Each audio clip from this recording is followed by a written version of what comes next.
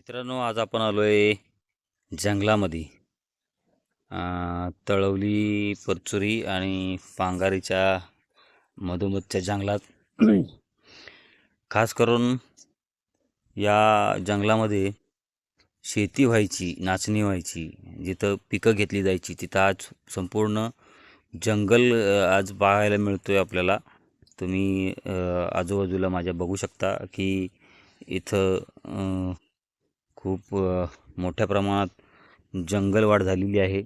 जिथं एकेकाळी आमचे वडिलांच्या काळात आणि किंवा आजोबांच्या काळात या पट्ट्यामध्ये नाचणी पिकाची शेती व्हायची. आज इथं पीक तर सोडाच, परंतु इथं एखादा माणूससुद्धा आपल्याला आजूबाजूला बघायला मिळणार नाही या जंगलामध्ये. तर या जंगलाचं वैशिष्ट्य असं आहे की मधल्या खोऱ्यात शेती व्हायची आणि चारी बाजूनी, तिन्ही बाजूनी म्हणता येईल, चारी बाजूनी नाही, पण साधारणतः तिन्ही बाजूनी अशी डोंगर आहेत कातळाचे, जांबा कातळाचे. आणि आपण आहे एका एका बाजूच्या डोंगरावरती. आणि तिथलं खास वैशिष्ट्य आहे ते माझ्या मागे पाहू शकता, ही गुहा आहे.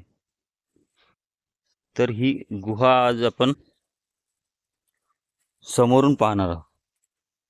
म्हणजे आपण आज आतमध्ये जाणार नाहीये, परंतु आपण हे समोरची दृश्य तुम्हाला आज दाखवतोय.